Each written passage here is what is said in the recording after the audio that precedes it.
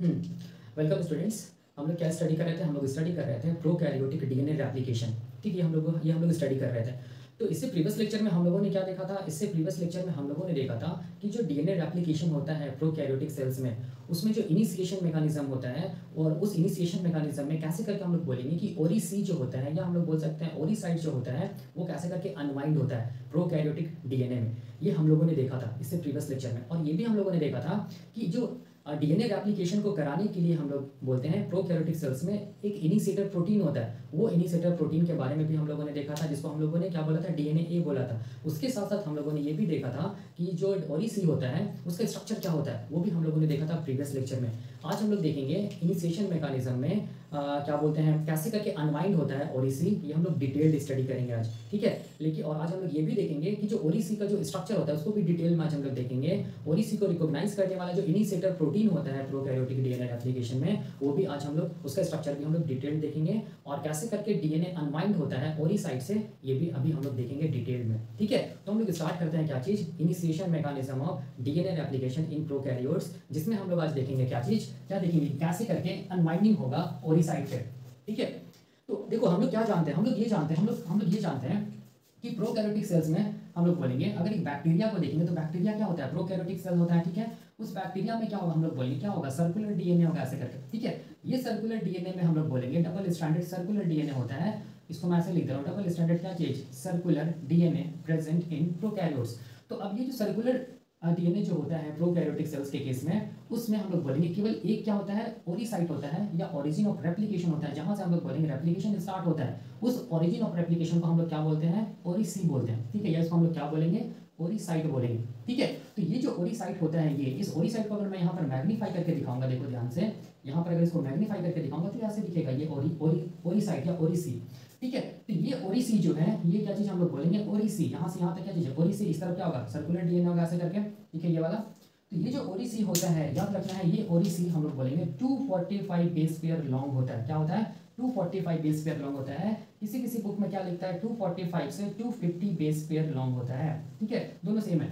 और ये ओरिसी में क्या होगा? हम लोग बोलेंगे क्या होगा? इसके साथ साथ हम लोग बोलेंगे कुछ कंजर्व सीक्वेंस मिलेगा, जो कि क्या होता है? हम लोग बोलेंगे 80 रिच होता है। क्यों 80 रिच होता है? क्यों 80 रिच होता है? ये ओरिसाइड या ओरिसी, ये सारा जगह होगा 80-80, क्योंकि ए और टी के बीच में क्या होता है? हम लोग बोलेंगे डबल बॉन्ड होता है, और ये डबल बॉन्ड को डिसॉल्व करना ज़्यादा इजी, डबल हाइड्रोजन बॉन्ड होता है, और ये ए और टी के बीच में जो डबल हाइड्रोजन बॉन्ड होता है, इसको डिसॉल्व करना ज़्यादा आसान होता है। किसके लिए? हम लोग बोलेंगे इनिशिएटर प्रोटीन के लिए। इसीलिए हम लोग बोलते हैं कि जो ओरिसी होता है वो कैसा रिच होता है? हम लोग बोलेंगे 80 रिच होता है, ठीक है। ये कभी भी जीसी रिच नहीं होगा, याद रखिएगा, कभी भी जीसी रिच नहीं होगा। क्यों जीसी रिच नहीं होगा? क्योंकि जी और सी के बीच में क्या होता है? ट्रिपल हाइड्रोजन बॉन्ड्स होता है, जिसको तोड़ना ज़्यादा, क्या बोल सकते हैं, एक तरह से हम लोग बोल सकते हैं जी और सी के बीच में जो ट्रिपल हाइड्रोजन बॉन्ड होता है, उसको तोड़ना क्या होता है? ज़्यादा टफ होता है एज कम्पेयर टू क्या चीज़? हम लोग बोलेंगे ए एंड टी।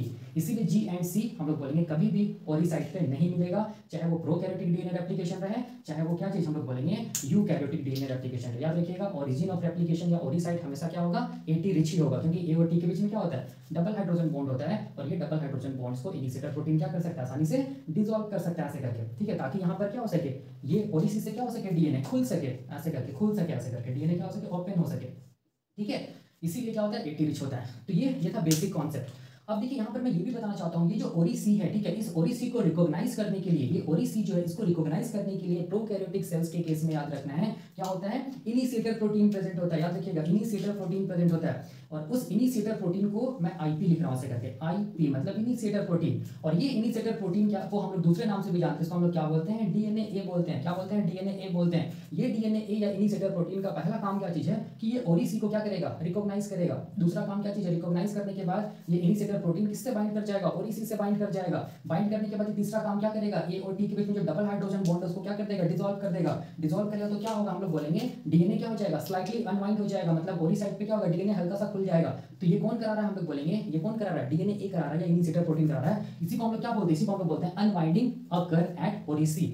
और डीएनए को ऐसे भी देखो, डीएनए रेप्लिकेशन होने के लिए क्या होना पड़ेगा? डीएनए को सेपरेट होना पड़ेगा, ठीक है। और सेपरेशन कहां से होगा? हम लोग बोलेंगे जहां से डीएनए रेप्लिकेशन स्टार्ट होगा। डीएनए रेप्लिकेशन कहां से स्टार्ट हो रहा है? ओरिसी। तो ओरिसी भी क्या है? डीएनए ही तो है ना। तो यहाँ पर क्या होगा? हम लोग बोलेंगे यहाँ पर जो डबल हाइड्रोजन, जो ए और टी के बीच में जो डबल हाइड्रोजन वो टूटेगा, डीएनए सेपरेट होगा, ठीक है। डीएनए सेपरेशन जो ओरिसी में हो रहा है वो कौन करवा रहा है? हम लोग बोलेंगे इनिशिएटर प्रोटीन डीएनए करा रहा है। बाकी भी तो डीएनए बच गया, उस डीएनए को भी क्या करना पड़ेगा, हम लोग बोलेंगे सेपरेट करना पड़ेगा, अनवाइंड करना पड़ेगा। तो बाकी का काम कौन करेगा, हम लोग बोलेंगे हेलिकेज करेगा। ठीक है, हेलिकेज लोडर के साथ मिलकर हेलिकेज क्या करेगा, बाकी का डीएनए को भी क्या करेगा, अनवाइंड करेगा। क्योंकि अनटिल एंड अनलेस अगर डीएनए ओपन नहीं होगा तो हम लोग बोलेंगे डीएनए का रेप्लिकेशन पॉसिबल नहीं है। ठीक है, डीएनए अनवाइंड कहां से स्टार्ट होता है, होना कहां से स्टार्ट होता है, हम लोग बोलेंगे ओरिसी से स्टार्ट होता है। इसीलिए ओरिसी को हम क्या बोलते हैं, ओरिजिन ऑफ डीएनए रेप्लिकेशन। ठीक है, इसको याद रखिएगा। अब देखो मैं इसको थोड़ा और ज्यादा डेप्थ में लेके जा रहा हूं। ये जो ओरिसी है, ठीक है, ये ओरिसी को मैं देखो यहाँ पर मैग्नीफाई करके बनाया। ये क्या चीज हम लोग बोलेंगे, ये क्या चीज है, ओरिसी है, ओरिजिन ऑफ रेप्लिकेशन। ठीक है, यहाँ पर क्या बोल सकते हो, origin of chromosomal replication, C stands for chromosome. ठीक है, तो ये मैंने क्या किया है, इसको मैग्नीफाई करके बनाया। किसको, ओरिसी को यहाँ पर मैं मैग्नीफाई करके बनाया।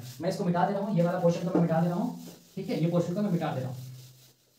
अब देखो यहाँ पर क्या चीज है, ये हम लोग क्या देख रहे हैं, स्ट्रक्चर देख रहे हैं, किसका, ओरिसी का। ठीक है, तो याद रखना है जो ओरिसी होता है, ओरिसी कंटेन्स टू एरिया। ठीक है, कंटेन्स हम लोग बोलेंगे two area. One is known as हम लोग बोलेंगे ड्यू एरिया। ठीक है, and the other one is known as क्या चीज, डार्क या डीएनए ए बॉक्स या आर बॉक्स एरिया। ठीक है, याद रखिएगा मैंने क्या बोला, oriC contains two area, one is called DUE area and the other is called dark और डीएनए ए बॉक्स और आर बॉक्स एरिया। ठीक है, याद रखना है। तो ये ड्यू का फुल फॉर्म क्या होता है, तो देखो यहाँ पर ड्यू का फुल फॉर्म मैं क्या लिखा हूँ, ड्यू का फुल फॉर्म देखो मैं यहाँ पर क्या लिखा हूँ, डीएनए अनवाइंडिंग एलिमेंट। ड्यू का मतलब क्या होगा, डीएनए अनवाइंडिंग एलिमेंट। मतलब यहीं पर से क्या होगा, डीएनए अनवाइंड होना स्टार्ट होगा। ड्यू का फुल फॉर्म क्या लिखा हूं मैं, डीएनए अनवाइंड एलिमेंट। अब देखो यहाँ पर क्या होगा, देखो यहाँ पर हम लोग को एक चीज समझ में आता है कि डीएनए खुलेगा कहां से, हम लोग बोलेंगे डीएनए अनवाइंड एलिमेंट या ये वाला एरिया से क्या होगा, डीएनए सेपरेट होना स्टार्ट होगा। ठीक है, याद रखिए इस चीज को, इसीलिए इसको ड्यू एरिया बोलते हैं। तो ये जो ड्यू एरिया है ना, इसमें क्या मिलता है, हम लोग बोलेंगे कंजर्व सीक्वेंस मिलता है। क्या मिलता है, हम लोग बोलेंगे कंजर्व सीक्वेंस मिलता है। ठीक है, क्या मिलता है, हम लोग बोलेंगे कंजर्व क्या चीज, सीक्वेंस मिलेगा। क्या चीज का सीक्वेंस मिलेगा, न्यूक्लियोटाइड का सीक्वेंस मिलेगा। तो ये सब क्या चीज है, ये सब क्या चीज है, कंजर्व न्यूक्लियोटाइड का सीक्वेंस है। ठीक है, तो ये जो कंजर्व न्यूक्लियोटाइड का सीक्वेंस है, इसको हम लोग क्या बोलते हैं, इसको हम लोग बोलेंगे 13 मर बोलेंगे। क्या बोलेंगे इसको, 13 मर बोलेंगे। 13 मर क्या बोलेंगे, 13 मर। 13 मर कुछ नहीं है, ये कंजर्व न्यूक्लियोटाइड का सीक्वेंस है। या इसको हम लोग 13 बेस पेयर लॉन्ग भी बोल सकते हैं। जो न्यूक्लियोटाइड का जो सीक्वेंस होता है वो कितना लंबा होता है, हम लोग बोलेंगे 13 बेस पेयर लॉन्ग होता है। 13 बेस पेयर लॉन्ग होता है। ठीक है, याद रखिएगा 13 बेस पेयर क्या होगा, हम लोग बोलेंगे लॉन्ग होता है। ठीक है, ये कंजर्व सीक्वेंस।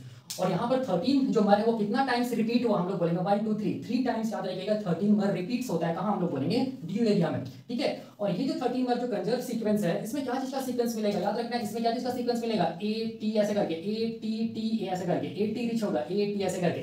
ठीक है, इसीलिए हम लोग क्या बोलते हैं, इसीलिए हम लोग ड्यू एरिया को क्या बोलते हैं, ए टी रिच क्या चीज एलिमेंट भी बोलते हैं। क्या बोलते हैं, एटी रिच एलिमेंट भी बोलते हैं। क्यों एटी रिच एलिमेंट बोलते हैं, क्यों एटी रिच एलिमेंट बोलते हैं, क्योंकि ड्यू एरिया में हम लोग बोलेंगे क्या होता है, जो कंजर्व सीक्वेंस जो होता है न्यूक्लियोटाइड का वो क्या होता है, एटी रिच होता है। ठीक है, याद रखना, ए और टी के बीच में डबल बॉन्ड है। ठीक है, क्योंकि ए और टी के बीच में डबल बॉन्ड, इसलिए डिसोल्यूशन जो होगा, मतलब हम लोग बोलेंगे सेपरेशन जो होगा डीएनए का, डीएनए स्ट्रैंड का ओरिजिन पे या ओरी साइड पे, वो कहां से होगा, ड्यू एरिया से होगा। ड्यू एरिया में क्यों होगा, क्योंकि ए और टी के बीच में डबल बॉन्ड है। ठीक है, ठीक है, इसीलिए हम लोग क्या बोलते हैं इसको, इसीलिए हम लोग इसको क्या बोलते हैं, यहाँ पर क्या होगा, एक सेपरेशन होगा, एक्चुअल सेपरेशन यहाँ पर होगा या अनवाइंडिंग होगा। अनवाइंडिंग जो होता है ओरिसी में ड्यूरिंग क्या चीज हम लोग बोलेंगे, इनिशिएशन ऑफ डीएनए रेप्लिकेशन, वो कहां पर होता है, ड्यू एरिया से होता है। इसीलिए ड्यू एरिया को हम लोग क्या बोलते हैं, एक्चुअल ओरिजिन बोलते हैं। क्या बोलते हैं इसको, एक्चुअल ओरिजिन बोलते हैं। याद रखिएगा क्वेश्चन आएगा कि ओरिसी में एक्चुअल ओरिजिन कौन है, ड्यू एरिया है या डीएनए बॉक्स है, तो क्या होगा, हम लोग बोलेंगे ड्यू एरिया। क्यों ड्यू एरिया है, क्योंकि ड्यू एरिया हम लोग बोलेंगे एटी रिच होता है। एटी रिच का तो क्या फायदा हुआ, एटी रिच का फायदा ये होगा, ए और टी के बीच में डबल बॉन्ड है, ये ए और टी के बीच में डबल हाइड्रोजन बॉन्ड्स को डिसॉल्व करना जी और सी के तुलना में क्या होता है, ज्यादा आसान होता है। इसीलिए हम लोग बोलेंगे ड्यू एरिया क्या होता है, एटी रिच होता है। याद रखिएगा, ठीक है, तो ये हो गया, हम लोग बोलेंगे क्या चीज, ये ओरिसी का हम लोग बोलेंगे केवल एक पार्ट। ठीक है, ओरिसी का हम लोग बोलेंगे दो पार्ट होता है, पहला को बोलेंगे ड्यू एरिया, दूसरा पार्ट को हम लोग क्या बोलते हैं, डार या डीएनए ए बॉक्स या आर बॉक्स बोलते हैं। ठीक है, अब देखिए यहाँ पर समझिए, यहाँ पर ड्यू एरिया, यहाँ पर ड्यू का मैं फुल फॉर्म लिखा हूँ डीएनए अनवाइंडिंग एलिमेंट। ठीक है, एटी रिच एलिमेंट को ही हम लोग बोलते हैं ऐसे करके, एटी रिच एलिमेंट को हम लोग क्या बोलते हैं, एटी रिच एलिमेंट को हम लोग एटीआर ही बोलते हैं। देखो ध्यान से, एटीआर एटीआर का फुल फॉर्म क्या चीज है, एटी रिच। याद रखिएगा ड्यू एरिया और एटीआर मतलब एटी रिच एलिमेंट दोनों सेम है। ठीक है, याद रखिएगा। अब देखिए यहाँ पर मैं क्या करने जा रहा हूँ, अब देखो यहाँ पर समझो, यहाँ पर क्या चीज है, दूसरा जो एरिया है ओरिजिन ऑफ रेप्लिकेशन ओरिसी का, ठीक है, उस एरिया को हम लोग बोलते हैं डीएआर डार या डीएनए ए बॉक्स। डीएनए ए को याद रखना है इनिशिएटर प्रोटीन बोलते हैं या रिकॉग्निशन बॉक्स आर बॉक्स भी बोलते हैं। डार का फुल फॉर्म देखो क्या चीज है, डार का फुल फॉर्म यहाँ पर मैं लिखा हूँ डीएनए ए, जिसको हम लोग इनिशिएटर प्रोटीन भी बोलते हैं, डीएनए ए असेंबली रीजन। डार का फुल फॉर्म क्या चीज है, डीएनए ए असेंबली रीजन। मतलब ये जो रीजन है, ये रीजन में ही कौन आके बाइंड करेगा, डीएनए ए आके बाइंड करेगा या असेंबल करेगा। डीएनए को हम लोग क्या बोल रहे हैं, इनिशिएटर प्रोटीन बोल रहे हैं। मतलब इनिशिएटर प्रोटीन या डीएनए ए हम लोग बोलेंगे किसको रिकॉग्नाइज करेगा, किसको रिकॉग्नाइज करेगा, डीएनए ए बॉक्स को रिकॉग्नाइज करेगा। ठीक है, याद रखिएगा। डीएनए ए बॉक्स क्यों बोल रहे हैं? क्योंकि डीएनए ए बॉक्स वैसा कंजर्व सीक्वेंस होता है न्यूक्लियोटाइड का, ठीक है, जिसको रिकॉग्नाइज करता है कौन? डीएनए ए या इनिशिएटर प्रोटीन। इसीलिए इसको क्या बोलते हैं? डीएनए ए बॉक्स भी बोलते हैं, क्योंकि डीएनए ए इनिशिएटर प्रोटीन का यहाँ पर असेंबली होता है, इसीलिए डीएनए ए बॉक्स को हम लोग डीएनए ए असेंबली रीजन भी बोलते हैं। आर बॉक्स क्यों बोलते हैं? आर बॉक्स इसीलिए बोलते हैं क्योंकि इनिशिएटर प्रोटीन या हम लोग बोलेंगे डीएनए ए बॉक्स ये वाले एरिया को रिकॉग्नाइज करते हैं। क्या मतलब? जो कंजर्व सीक्वेंस होता है न्यूक्लियोटाइड का उसको रिकॉग्नाइज करते हैं, इसलिए इसको रिकॉग्निशन बॉक्स भी बोलते हैं, ठीक है, याद रखिएगा। इसको हम लोग इनिशिएशन सीक्वेंस भी बोलते हैं, और इसका तीसरा नाम क्या चीज है? इनिशिएशन सीक्वेंस भी बोलते हैं। क्या बोलते हैं? इनिशिएशन सीक्वेंस भी बोलते हैं। इसका चौथा नाम क्या चीज हम लोग बोलेंगे? रेप्लिकेशन रिकॉग्निशन सीक्वेंस भी बोलते हैं। रेप्लिकेशन रिकॉग्निशन सीक्वेंस भी बोलते हैं। किसको हम लोग बोलेंगे? डार को, या हम लोग बोलेंगे डीएनए ए बॉक्स को, ठीक है। अब देखो यहाँ पर क्या है, दूसरा जो ओरी साइट का या ओरी सी का जो दूसरा जो एरिया है जिसको हम लोग डीएनए ए बॉक्स बोल रहे हैं या डार बोल रहे हैं, याद रखना इसमें भी क्या मिलेगा? नाइट्रोजनस या हम लोग बोलेंगे न्यूक्लियोटाइड्स का क्या मिलेगा? कंजर्व सीक्वेंस मिलेगा, ठीक है। और उस कंजर्व सीक्वेंस को हम लोग यहाँ पर क्या बोलते हैं? उसको रिप्रेजेंट करते हैं क्या चीज से? 9 से। क्या से रिप्रेजेंट करते हैं? 9 ये भी क्या है? 9 ये भी क्या चीज है? 9 ये भी क्या चीज है? 9 का मतलब कुछ नहीं है। 9 का मतलब हो गया 9 बेस पेयर क्या चीज है? लॉन्ग न्यूक्लियोटाइड का सीक्वेंस है। ये भी 9 बेस पेयर लॉन्ग न्यूक्लियोटाइड का सीक्वेंस है। ये भी 9 क्या बोलते हैं? बेस पेयर लॉन्ग न्यूक्लियोटाइड का सीक्वेंस है, ये भी और ये भी, ठीक है। तो कितना बार 9 बार रिपीट्स हुआ? तो 1 2 3 4 5 टाइम्स याद रखना है। 9 बार रिपीट होता है कहां? हम लोग बोलेंगे डीएनए ए बॉक्स में। 9 बार कुछ नहीं है, 9 बार क्या चीज है? न्यूक्लियोटाइड्स का कंजर्व सीक्वेंस है जो कि प्रेजेंट है हम लोग बोलेंगे डीएनए ए बॉक्स में, जिसको रिकॉग्नाइज करता है कौन? डीएनए ए या इनिशिएटर प्रोटीन, ठीक है, याद रखिएगा। अब देखो क्या चीज है, ये जो 9 पहला जो 9 है, ठीक है, पहला जो 9 है उसको नाम दिया गया है, उसको हम लोग क्या बोलते हैं? उसको हम लोग बोलते हैं R1, ठीक है, R स्टैंड्स फॉर रिकॉग्निशन। दूसरा जो 9 उसको हम लोग बोलते हैं R2। तीसरा जो 9 उसको बोलते हैं R3। चौथा जो उसको बोलेंगे R4। पांचवा जो 9 उसको हम लोग क्या बोलेंगे? R5, ठीक है। तो इसका मतलब समझो यहाँ पर R1 R2 R3 R4 R5 इसको मिला के हम लोग क्या बोल सकते हैं? DAR डार भी बोल सकते हैं, डीएनए ए बॉक्स भी बोल सकते हैं, आर बॉक्स भी बोल सकते हैं, इनिशिएशन सीक्वेंस भी बोल सकते हैं, और रेप्लिकेशन रिकॉग्निशन सीक्वेंस भी बोल सकते हैं, ठीक है। इसका मतलब यही है। तो अब देखिए यहाँ पर ध्यान से समझिए, यहाँ पर मैं जो बताने जा रहा हूँ, यहाँ पर देखो ध्यान से, ये जो डीएनए ए बॉक्स या डार एरिया है इसको रिकॉग्नाइज कौन करता है? इनिशिएटर प्रोटीन डीएनए ए। तो यहाँ पर मैं जो लिख रहा हूँ, देखो यहाँ पर जो इंपॉर्टेंट लाइन लिख रहा हूँ, R1 R2 R3 R4 and R5, ठीक है। R1 R2 R3 R4 R5 have very high binding affinity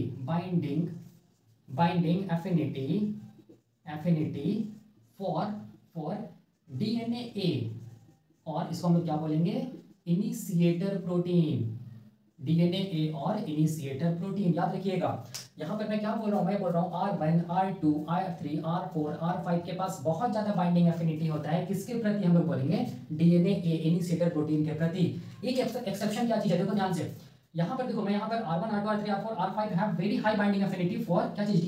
DNA ए और इनिशिएटर प्रोटीन, एक्सेप्ट, याद रखना है, एक्सेप्ट क्या चीज? हम लोग बोलेंगे R3। तो मैं यहाँ पर R3 को हटा दे रहा हूँ।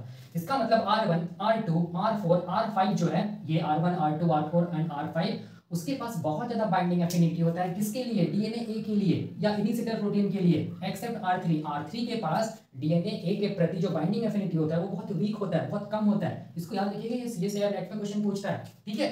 अब देखो, और इसी को तो हम लोग क्या बोल रहे हैं? R1 R2 R3 R4 and R5 को हम लोग क्या बोल रहे हैं? क्या बोल रहे हैं? DAR डार बोल रहे हैं। देखिए डार मतलब डीएनए ए असेंबली रीजन, ठीक है, क्योंकि इसके पास क्या होता है? हम लोग बोलेंगे डीएनए ए क्या करते हैं या इनिशिएटर प्रोटीन क्या करता है? रिकॉग्नाइज करके बाइंड करता है, ठीक है, इसको याद रखना है। अब देखिए यहाँ पर समझिए क्या चीज है, यहाँ पर देखो ध्यान से, इन बिटवीन देखो, in between R and R4 and R5, देखो ध्यान से यहाँ पर in between R4 and R5, देखो ध्यान से, यहाँ पे हम लोग बोलेंगे कंजर्व न्यूक्लियोटाइड का सीक्वेंस होता है। इसको मैं ऐसे दिखा रहा हूँ, ठीक है, ये क्या चीज है? ये सब क्या चीज है? यहाँ पे क्या है? कंजर्व न्यूक्लियोटाइड का सीक्वेंस है। मैं ऐसे लिख रहा हूँ, कंजर्व न्यूक्लियोटाइड सीक्वेंस, ठीक है। ये जो सीक्वेंस है जो हम लोग बोलेंगे R2 R3 के बीच में है, R3 R4 के बीच में है, R4 R5 के बीच में है, जो कंजर्व न्यूक्लियोटाइड का जो सीक्वेंस है इसको हम लोग बोलते हैं इंटरनल साइट्स बोलते हैं। क्या बोलते हैं? इंटरनल साइट्स बोलेंगे। क्या बोलेंगे? Internal sites. और याद रखना है, ये जो इंटरनल साइट्स होता है हैव वेरी क्या चीज? लो बाइंडिंग एफिनिटी फॉर किसके लिए? इनिशिएटर प्रोटीन, आईपी लिख रहा हूं, इनिशिएटर प्रोटीन या डीएनए ए। बताने का क्या मतलब हो? देखो यहाँ पर क्वेश्चन बनेगा CSIR नेट के लिए। बनाने का मतलब ये हो गया कि यहाँ पर R1 R2 R3 R4 and R5 जिसको हम लोग डार बोल रहे हैं, डीएनए ए बॉक्स बोल रहे हैं या आर बॉक्स बोल रहे हैं, इसके पास हम लोग बोलेंगे बहुत बाइंडिंग एफिनिटी होता है, किसके लिए? इनिशिएटर प्रोटीन के लिए, क्योंकि इनिशिएटर प्रोटीन ही ये कंजर्व सीक्वेंस को रिकॉग्नाइज करता है, जिसको डीएनए ए बोलते हैं हम लोग प्रोकैरियोटिक सेल्स के केस में, ठीक है। तो यहाँ पर R1 R2 R3 R4 and R5 से कौन बाइंड करेगा? डीएनए इनिशिएटर प्रोटीन बाइंड करेगा। क्यों? क्योंकि इसके पास बहुत ज्यादा बाइंडिंग एफिनिटी है। किसके प्रति? हम लोग बोलेंगे डीएनए के प्रति, एक्सेप्ट हम लोग बोलेंगे क्या चीज? R3। ठीक है, ये समझ में आ रहा है। दूसरा हम लोग बोलेंगे R2 R3 के बीच में कंजर्व न्यूक्लियोटाइड का सीक्वेंस है, R3 R4 के बीच में कंजर्व न्यूक्लियोटाइड का सीक्वेंस है, R4 R5 के बीच में कंजर्व न्यूक्लियोटाइड का सीक्वेंस है। इसको हम लोग बोलते हैं कंजर्व न्यूक्लियोटाइड सीक्वेंस, जिसको इंटरनल साइट्स बोलते हैं। और ये जो इंटरनल साइट्स है इसके पास याद रखिएगा लो एफिनिटी होता है। किसके किसके प्रति? हम लोग बोलेंगे डीएनए ए के प्रति। ठीक है, मतलब यहाँ पर क्या होगा? हम लोग बोलेंगे इस साइट से भी क्या होगा? डीएनए ए या इनिशिएटर प्रोटीन बाइंड करेगा इंटरनल साइट से, लेकिन बाइंडिंग एफिनिटी क्या है? कम है। किसका? हम लोग बोलेंगे डीएनए ए का। ठीक है, तो यहाँ पर क्या होगा? हम लोग बोलेंगे डीएनए ए कम बाइंड करेगा। ठीक है, इस चीज को याद रखना। तो ये इंपॉर्टेंट लाइन है। अब देखिए, अब यहाँ पर समझिए क्या चीज है। यहाँ पर देखो, ये जो R1 एंड R2 है ना, ये जो R1 एंड R2 है, मैं यहाँ पर दिखा रहा हूँ। देखो यहाँ पर ध्यान से, ये जो R1 एंड R2 है, ठीक है, यहाँ पर भी हम लोग बोलेंगे इंटरनल सीक्वेंस होगा। R1 एंड R2 के पास भी यहाँ पर मैं बना दे रहा हूँ ऐसे करके, R1 एंड R2 के पास भी क्या होगा? इंटरनल सीक्वेंस होगा, हम लोग बोलेंगे न्यूक्लियोटाइड का सीक्वेंस होगा। अब देखिए यहाँ पर ये जो R1 एंड R2 है, ठीक है, R1 एंड R2 के बीच में देखो, ठीक है, R1 एंड R2 के बीच में देखो, यहाँ पर क्या चीज है? हम लोग बोलेंगे यहाँ पर क्या चीज है? यहाँ पर भी कंजर्व न्यूक्लियोटाइड का सीक्वेंस है।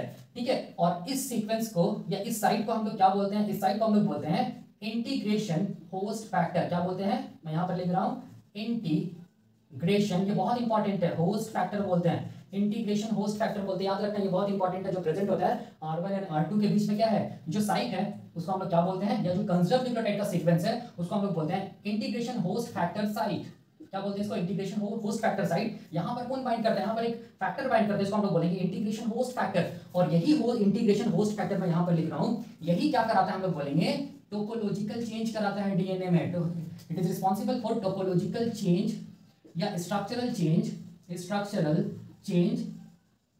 It is responsible for structural change in DNA. याद रखिएगा, स्ट्रक्चरल चेंज कौन कराएगा? हम लोग बोलेंगे, या टोपोलॉजिकल चेंज कौन कराएगा? कौन कराएगा? हम लोग बोलेंगे इंटीग्रेशन होस्ट फैक्टर। तब जाके क्या होगा? अनवाइंडिंग होगा। तब जाके क्या होगा? हम लोग बोलेंगे अनवाइंडिंग होगा। अनवाइंडिंग अकर्स एट, कहां पर अनवाइंडिंग होगा? डीयू एरिया, मतलब डीएनए अनवाइंडिंग एलिमेंट में जो अनवाइंडिंग खुल रहा है वो किसकी वजह से खुल रहा है? हम लोग बोलेंगे इंटीग्रेशन होस्ट फैक्टर की वजह से क्या हो रहा है? और इसी पे क्या हो रहा है? अनवाइंडिंग हो रहा है। ये कैसे हो रहा है अभी हम लोग देखेंगे मैकेनिज्म, अभी समझिए, इंपॉर्टेंट है।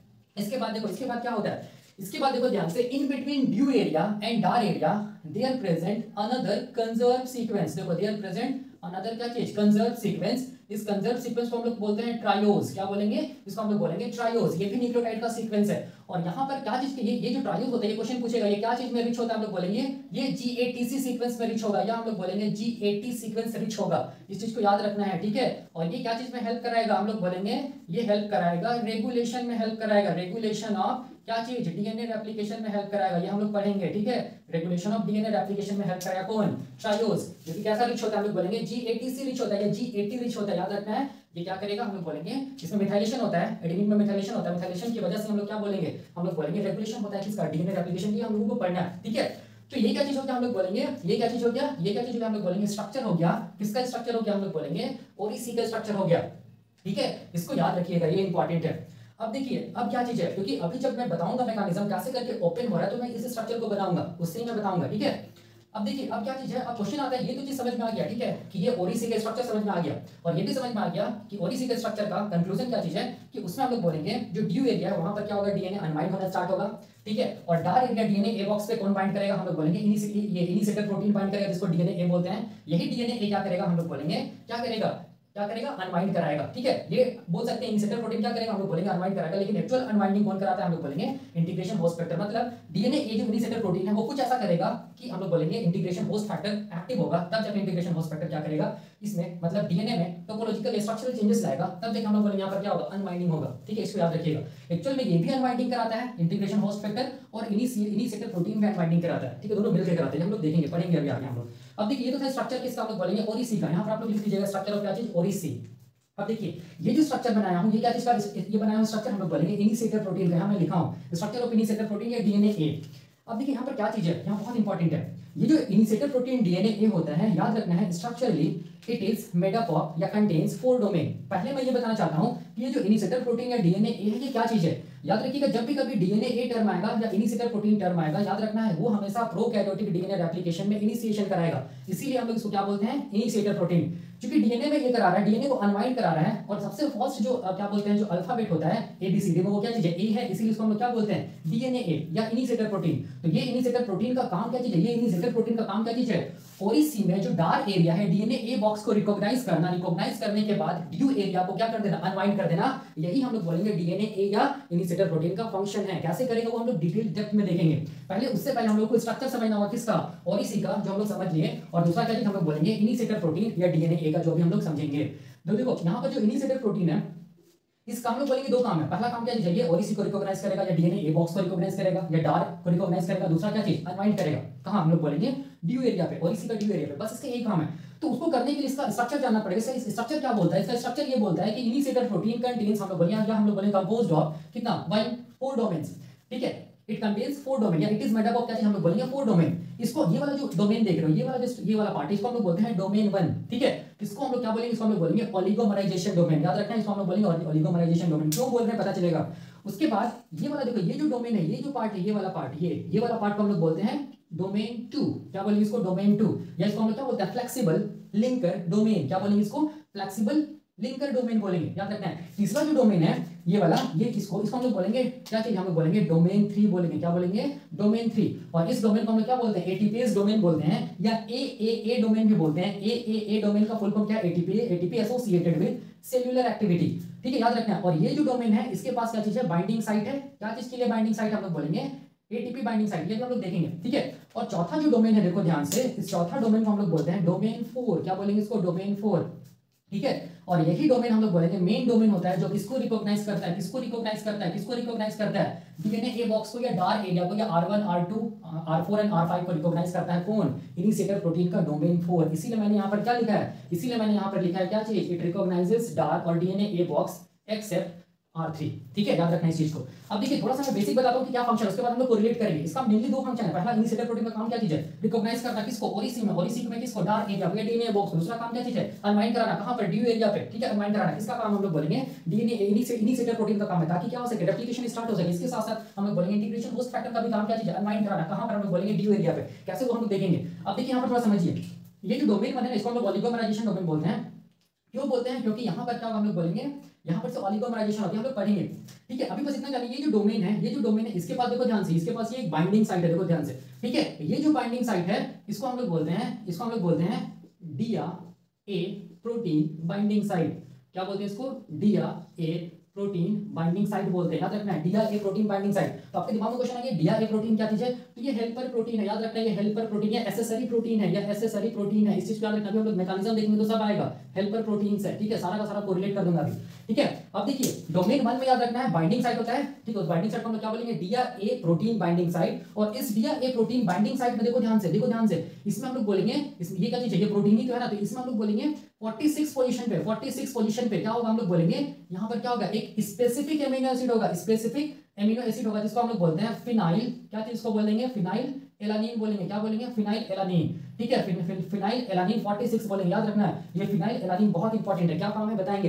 ठीक है, ये सब सब बताएंगे। ठीक है, अब देखो, ये हो क्या, एलानिन होगा, फिनाइल एलानिन। ठीक है, फिनाइल एलानिन।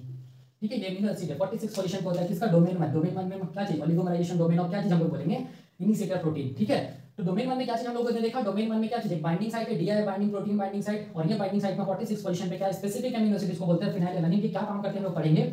उसके बाद दूसरा देखो, ये डोमेन का काम क्या चीज है, ये डोमेन का काम, अभी बस इतना जानिए, ये डोमेन का काम क्या चीज है, ओलिगोमराइजेशन कराना। ठीक है, मतलब हम लोग बोलेंगे ये एक इनिशिएटर प्रोटीन है, इसके बगल और एक इनिशिएटर प्रोटीन होगा, उसके बगल और एक इनिशिएटर प्रोटीन होगा, उसको क्या करना, हम लोग बोलेंगे आपस में क्या कराना, लिंक कराना। ये हम लोग देखेंगे, तब जाके क्या होगा, हम लोग बोलेंगे ओलिगोमराइजेशन होता है। किसका, डीएनए ए का। ये भी हम लोग देखेंगे। और ओलिगोमराइजेशन के लिए कौन रिस्पांसिबल होता है, डोमेन 1 रिस्पांसिबल होता है, इसीलिए इसको ओलिगोमराइजेशन डोमेन भी बोलते हैं। इसके साथ साथ इसका और कुछ काम है जो अभी हम लोग पढ़ेंगे डिटेल में। ठीक है, अब देखो, अभी हम लोग स्ट्रक्चर देखना है। दूसरा देखो, दूसरा ये वाला देखो, ये जो डोमेन है ना, ये डोमेन। ठीक है, ये डोमेन को हम लोग बोलते हैं डोमेन 2 या फ्लेक्सिबल लिंकर डोमेन बोलते हैं। ये फ्लेक्सिबल लिंकर डोमेन की वजह से हम लोग बोलेंगे क्या होता है, हम लोग बोलेंगे दो क्या चीज, दो डीएनए या हम लोग बोलेंगे इनिशिएटर प्रोटीन एक दूसरे के क्या होता है, क्लोज आता है। ठीक है, क्लोज आता है तो क्या होगा, दोनों में हम लोग बोलेंगे क्या होगा, हम लोग बोलेंगे ऑलिगोमर डाइमर का फॉर्मेशन होगा, उसके बाद ऑलिगोमर का फॉर्मेशन होगा।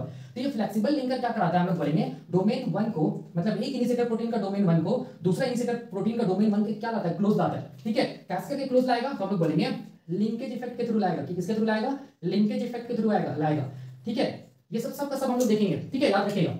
अब देखिए यहाँ पर ध्यान से, तीसरा जो डोमेन है उसको हम लोग बोलेंगे डोमेन 3। डोमेन 3 को हम लोग एटीपीएस डोमेन भी बोलते हैं, ए डोमेन भी बोलते हैं, इंपॉर्टेंट एग्जाम में पूछता है। अब देखो ये जो डोमेन है ना, इस डोमेन को हम लोग बोलेंगे क्या क्या, इसका क्या चीज स्पेसिफिसिटी, तो फर्स्ट स्पेसिफिसिटी ये कि इसके पास एक बाइंडिंग साइट है। देखो ध्यान से, इस बाइंडिंग साइट को हम लोग क्या बोलते हैं, एटीपी बाइंडिंग साइट बोलते हैं, याद रखना है। इसको हम लोग क्या बोलेंगे, एटीपी बाइंडिंग साइट। और ये डोमेन अपने आप में क्या चीज है, ये डोमेन अपने आप में क्या चीज है, एंजाइम है। कैसा एंजाइम है, एटीपीएस एंजाइम है, याद रखना है। ये डोमेन के साथ क्या बाइंड करेगा, एटीपी बाइंड करेगा। एटीपी जब बाइंड करेगा तो ये एक्टिव हो जाएगा, ये एटीपी को हाइड्रोलिसिस करेगा, इससे एनर्जी निकलेगा, और वो एनर्जी क्या करेगा, हम लोग बोलेंगे ड्यू एरिया को डिसॉल्व करेगा। ये हम लोग देखेंगे। ठीक है, देखेंगे मतलब ड्यू एरिया को क्या करेगा, ड्यू एरिया से क्या करेगा, हम लोग बोलेंगे अनवाइंडिंग करेगा। अब देखो चौथा जो डोमेन है, चौथा डोमेन को हम लोग D4 बोलते हैं। D4 याद रखिएगा, इस डोमेन का नाम है हेलिक्स टर्न हेलिक्स डोमेन, ये एग्जाम में पूछता है। और यही डोमेन सबसे इंपॉर्टेंट है, यही domain of DNA A recognise करता है। किसको रिकॉग्नाइज करता है, किसको रिकॉग्नाइज करता है, डार को या डीएनए ए बॉक्स को या आर बॉक्स को। इसीलिए मैंने यहाँ पर लिखा है DNA4 जो हेलिक्स टर्न हेलिक्स डोमेन है व्हिच रिकॉग्नाइजेस डार और डीएनए ए बॉक्स, मतलब R1 R2 R4 and R5 accept R3।